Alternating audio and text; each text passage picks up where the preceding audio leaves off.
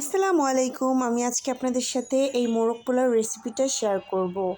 তো প্রথমেই আমি 1.5 কেজি চিকেন এভাবে কেটে নিয়েছি। এটাকে আমি লবণ আর টক দই দিয়ে ভালো করে ম্যারিনেট করে রাখবো আধা ঘন্টা। আর এখানে আমি 1.5 কাপ পেঁয়াজ বেরেস্তা করে নিব। আমি খুব দ্রুত বলবো যেহেতু অনেক বড় হয়ে যাবে, এই জন্য একটু তাড়াতাড়ি করে বলবো। বেরেস্তার কিছু অংশ আমি তুলে রাখবো। তারপর এটাকে পানি দিয়ে সুন্দরভাবে একটু কষিয়ে নিব। এটাকে এখানে বাটা পেঁয়াজও দেবো 1 কাপের মতো। তারপর এখানে দিয়ে নিচ্ছি এলাচ, দারচিনি, এই তেজপাতা মানে গরম মশলাগুলো। তারপরে এখানে আমি কাজু বাদাম বাটা দিয়েছি, আপনারা চাইলে কাঠবাদামও দিতে পারেন। এখানে আমি আদা রসুন বাটা দিয়ে দিচ্ছি। এটাকে সুন্দর করে ভুনতে হবে। এখানে আমি রোস্টের মশলা দিয়ে দিয়েছি। আপনারা চাইলে শুধু গরম মশলাটা যেটা রেগুলার ইউজ করেন সেটার গুঁড়ো দিয়ে সাথে শুধু জয়ফল আর জয়ত্রী গুঁড়ো অ্যাড করলেই হয়ে যাবে। তো এটা হচ্ছে এখানে আমি হালকা মরিচ গুঁড়ো দিয়ে দিলাম। তারপরে এখানে এখন আমি চিকেনগুলো যে দই দিয়ে ম্যারিনেট করে রেখেছিলাম সেটা দিয়ে দিব। এটা দিয়ে দেওয়ার পর সুন্দরভাবে কষাতে হবে। যেহেতু ভিডিওটা অনেক বড় তাই আমি একটু তাড়াতাড়ি করে বলার চেষ্টা করেছি।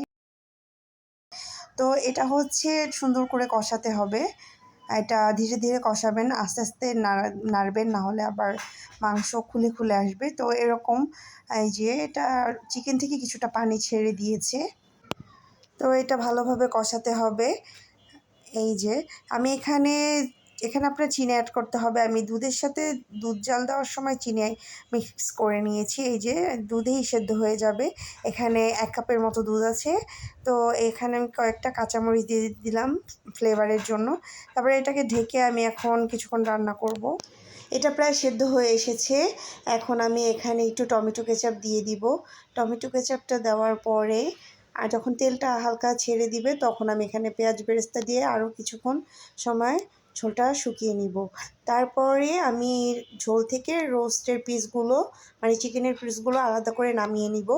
এই যে আর এখানে যে ঝোলটা আছে সেটা আলাদা করে একটা বাটিতে উঠিয়ে রাখবো।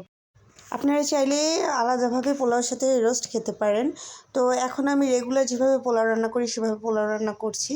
তো এখানে আমি গরম মশলা দিয়ে দিয়েছি, পেঁয়াজ দিয়ে দিয়েছি, পেঁয়াজ কুচি।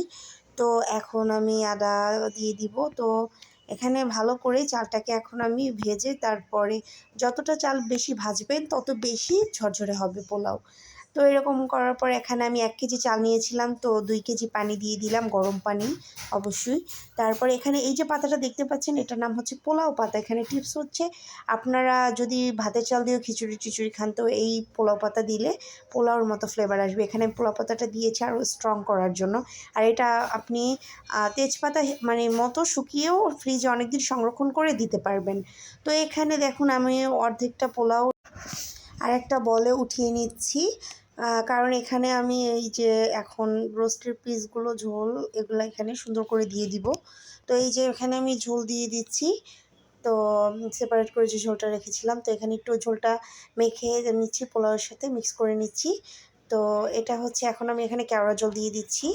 তারপরে চিকেনের পিসগুলো সুন্দরভাবে সাজিয়ে রাখছি। তো এভাবে এই পোলাওটা হচ্ছে 90% হয়েছে দমে। তো এটাকে আমি আরও 10% সেদ্ধ হওয়ার জন্য আমি আরও দমে রাখবো এই চিকেনটা দেওয়ার পরে। তো আবার এই ঝোলগুলো দিয়ে আমি আবার উপরে পোলাওটা দিয়ে দিচ্ছি। এরকম সুন্দর করে দিয়ে আপনারা এখানে আলু বোখরা দিতে পারেন। আমার কাছে হাতের কাছে ছিল না তাই আমি দেইনি। তো এই যে এভাবে হচ্ছে ঝোলগুলো এরকম করে দিয়ে এখন আমি এটাকে আরও 10 মিনিটের মতো দম দিব। এই যে হয়ে গেছে আমাদের মোরগ পোলাও। আর এটার টেস্ট কিন্তু মাশাআল্লাহ অসাধারণ ছিল। আল্লাহ হাফেজ।